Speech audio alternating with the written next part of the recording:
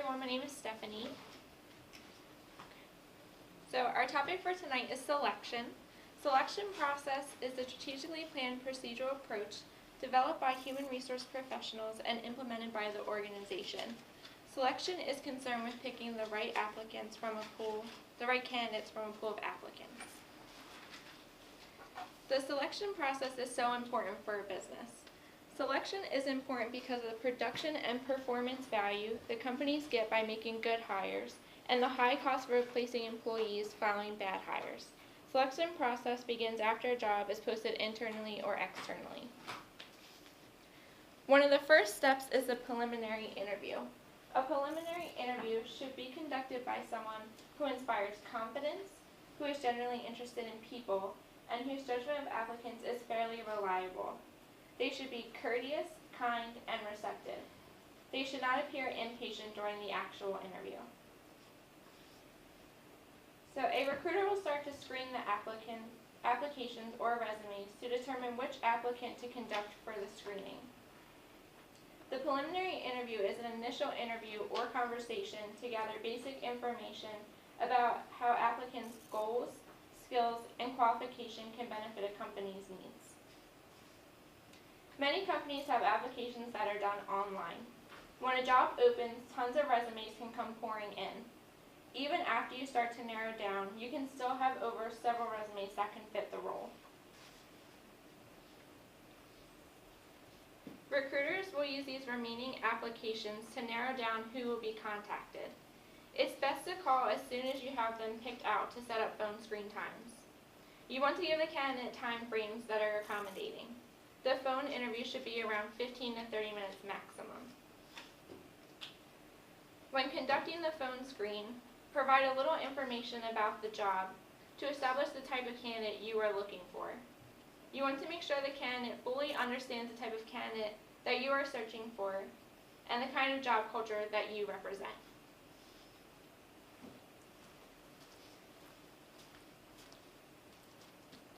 So there should be several different types of questions asked. This is to allow the recruiter to ask about the applicant's educational background, internship history, and career aspirations, and their work ethic to get a sense of their character. So some of these questions can include, can you briefly describe yourself and what you've been doing most recently in your work? Can you tell me about a time you had to deal with a difficult customer and how you handled it? Do you work well in a team environment? Have you ever heard of our company? The salary requirements, and other questions that would fit that role. During the interview, the interviewer wants to be aware of certain biases that can occur when talking to the applicant.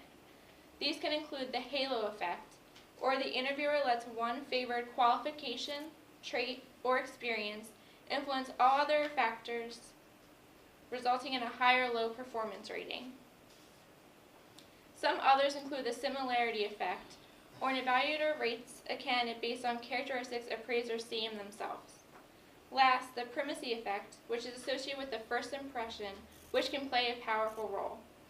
These can greatly influence the candidates a recruiter chooses if they fall victim to it. During the preliminary interview, it is important to allow the interviewee to ask questions about the job or company.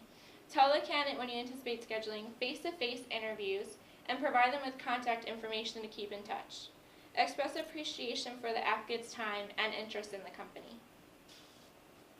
After the preliminary interview is complete, the recruiter is able to send over qualified candidates to the hiring manager. The candidate pool is now down from 200 or more resumes to 3 potential people. These people will be most likely to be selected for a face-to-face interview. The preliminary interview stage in selection leads to the next several stages that will be discussed tonight. Preliminary interview can save time and money by ensuring that candidates selected for the job are qualified and express characteristics that are important to the company and that they correlate with the role.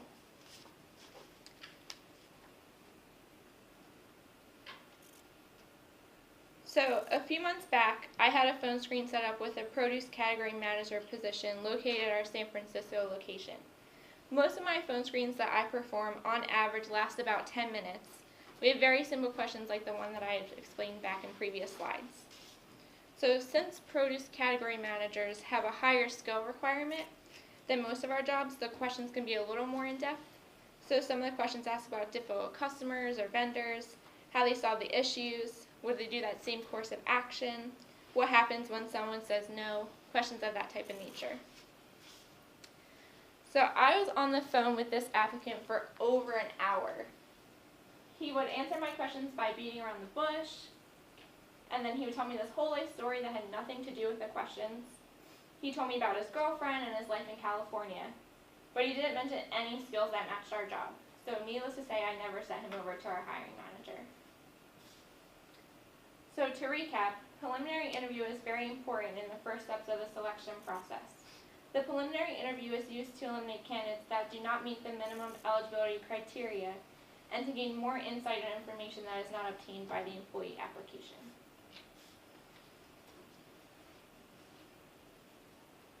And now Jake is going to talk to you about the selection testing. Thank you, Stephanie. So my name is Jake. I'm going to move on to selection tests now. So everyone should be relatively familiar with what a selection test is from this class. So due to individual differences among job candidates, that leads to a simultaneously need to compare them. So from that, it's usually done during the pre-employment phase, and it uses a system of measurement to determine their aptitudes and skills. So it's used to predict the performance of them, so the results are usually a solid indicator of how employees are expected to perform on the job. And they usually act as an unbiased tool in the selection process for the basis of comparison. And they're also derived from the job analysis to judge the future performance. Now, there's usually different types of assessments that are used. Generally, they fall into two different categories: KSA, meaning knowledge, skills, and ability, and also the task-based skills. I'll go into detail from more of those. Sean later will go into physical ability tests, but I'll first move on to cognitive ability. So cognitive ability tests measure the mental ability. It's usually based upon mathematical and verbal ability, as well as some reasoning skills as well. And these are usually the most predictors of job performance. And some examples of this that we all have taken are the SATs. So that's one of the biggest things that measure our cognitive ability. Next, aptitude tests. So these usually measure ability and skills of the testee to learn the new skills. So they're usually used to predict the future performance of the job, so that's usually very useful in the selection process. And it's measured in a format based upon the requirements of the job. Now, for the personality assessment, this is another test that's used also under the KSA. So it's compared to the cognitive, it's more of like a mental ability test based upon the traits of people. And then usually different tests are used from that. Some of the more famous ones that are used are the Myers-Briggs and then the Big Five. I'll go over the Big Five here. So this is easily accessible online. I actually went through online, did a short survey it took about 5 minutes, answer the questions, and here are the results. So there's 5 different dimensions. One's the open experience, so it's like how creative you are, imaginative, open to new experiences, and then the conscientious as well. And then also the other next 3, so we have the extroversion, such meaning how outgoing you are, and open to new experiences as well. And then we have the agreeableness, so it's how well you get along with other people in the job. So employers definitely look for that. And then job knowledge. So these are tests that are usually critical to employees, and they're really required to do them. So they measure technically oriented tasks, and where usually for these kind of tests, you need to know the knowledge beforehand. You can't just go into them without doing that. And then also the work samples is another kind of test that are used. Whereas everything was a KSA test, this is more a task-oriented test. So they used where you mirror tasks and experiences. Such an example would be the pilot running a simulation test. So they want to evaluate them right there and witness how they perform. So on the evaluating assessment methods, there's never one best method to use. So it depends on the situation which one you decide to do. So you just have to really understand the selection tests require an expert knowledge in them. And it's like such fields that require engineering would be examples of that. And then for reliability, It's really important to select the right employee to reduce the error that is in there. So it's really costly, so you don't want to waste money doing that. You really want to reduce the margin and so that everything is trusted and unbiased in the test. Some criteria for evaluation. So HR professionals usually look at different criteria to make the decisions. So it would be the adverse impact, I'll go into that later, and then the applicant reactions, such as whether the applicants react positively or negatively to the test. Next, cost, pretty obvious, just operating, deciding which test is best on the cost basis. And then, so we have the adverse impact here. So that's the extent which like demographic groups scored lower than on the assessment tests than the majority group. So with that, it occurs like a disproportionate number of the applicants are selected upon the job. So if it does occur, you should look at what should be analyzed. Another, probably the most important aspect is the validity of it. So a test measures what the accuracy is of it. So if it doesn't, you're not very accurate, the test becomes a waste. Really a measure of what useful information and how effectively an individual will perform in the job. So on the content validity, it's an approach that reflects the actual sample of the job and the work that's done in the job and how well the candidate will perform. So this type of validation requires very thorough analyzation of the critical job task related to performance. And then you also need to keep into consideration the legal requirements involved. So some of the legality behind it would be like some of the adverse impacts. You want to look to minimize those, definitely. And also, if anybody has any disabilities, you definitely want to accommodate them. But if the tasks related to them, they have a disability, you don't have to necessarily accommodate them. And then on the new and you, so I've been working at Indie Blue. It's a restaurant, there's one in Collingswood in Philly for over a year now. I'm currently a server there, but I actually am undergoing really exciting management training soon, so I will be looking forward to managing there. And then I definitely will be able to go through the different kind of selection processes and then interview the employees, which I'm definitely excited for. And then also going there, probably looking for that, I will luckily transfer to the Philly location, which would deal more with the management on that side, and then tie it into some of the selection. And next up, we have Ryan with the selection, or the interviewing. Thank you, Jake. Good evening. My name is Ryan. So what are you looking for in a good candidate? You want someone who's confident, well-dressed, someone who's knowledgeable not only about your own business, but obviously the field. You want someone who has passion and drive for the work that you do.